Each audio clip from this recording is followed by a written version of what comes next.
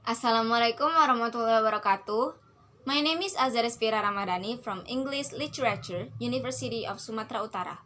We got an assignment to make a cognitive statistics from literary works. So, in this change, I tried to fulfill the task titled Cognitive Stylistics. The literary work that I'm gonna analyze is a novel from Hans Christian Andersen, and the title is The Snow Queen. But before going into the analysis, let me tell you about what is cognitive stylistics. Cognitive stylistics is a discipline that draws from cognitive science, cognitive linguistics, and literary studies to analyze text. Cognitive stylistics combines the kind of explicit rigorous and detailed linguistic analysis of literary text that is typical of the stylistic tradition with a systematic and theoretically informed consideration of the cognitive structures and processes that underlie the production and reception of language.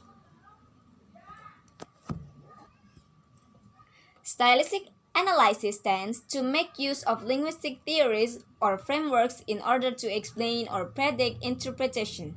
What is new about cognitive stylistic is the way in which linguistics is systematically based on theories and relate linguistic choices to cognitive structures and processes.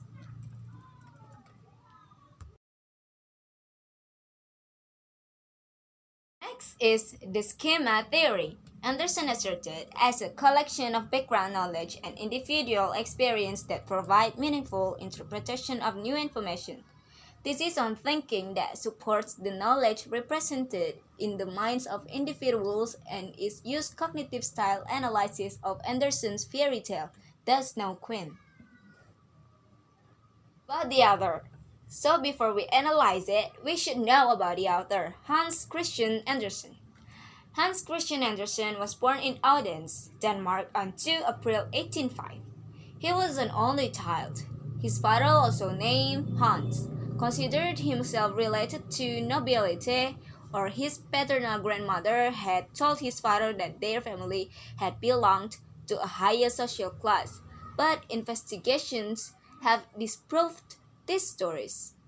A persistent speculation suggests that Andersen was an illegitimate son of King Christian VIII, but this notion has been challenged.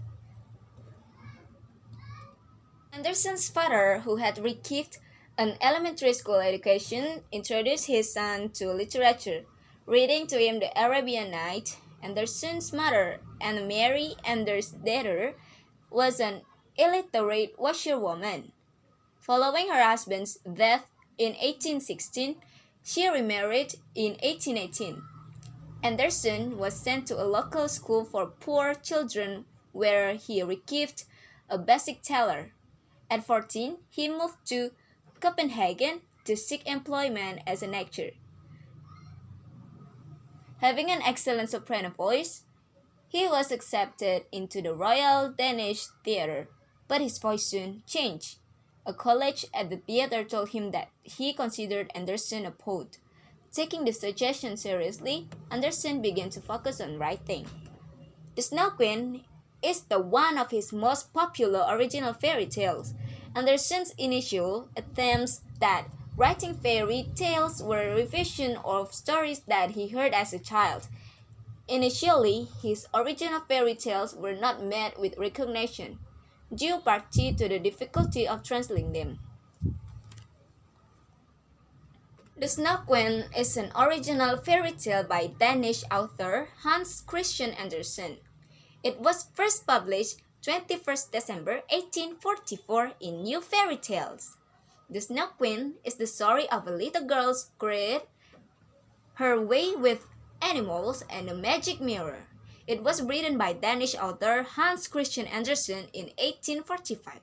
One of his longest and most famous tales, The Snow Queen, has been the inspiration for books and films including Disney's Frozen. And the next is analysis and discussion.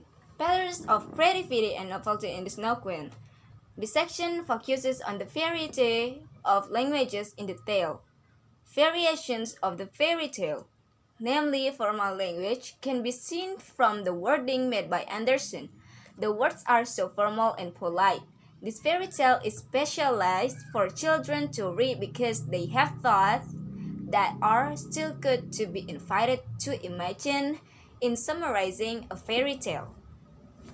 So now I'm gonna analyze about the figures of speech from the novel. The first is onomatopoeia. Onomatopoeia is the process of creating a word that phonetically imitates, resembles, or suggests the sound that it describes. Such words are themselves also called onomatopoeias. Common onomatopoeias include animal noises such as oink, meow, roar, and chirp. Examples from the tale is whoosh, passing breeze. Here we can find there is the word whoosh, which means the sound of the wind being passed at speed. The second is alliteration. Alliteration is a form of speech in English where it has a function to beautify a sentence in English.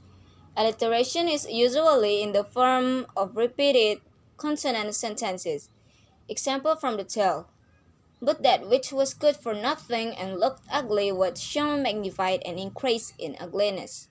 In the sentence, it can be seen that an author says the word ugly repeatedly in the middle of the sentence and at the end of the sentence. Anderson uses alliteration, which is an important thing that must be known by the reader. The sentence describes a woman who is getting older and more ugly.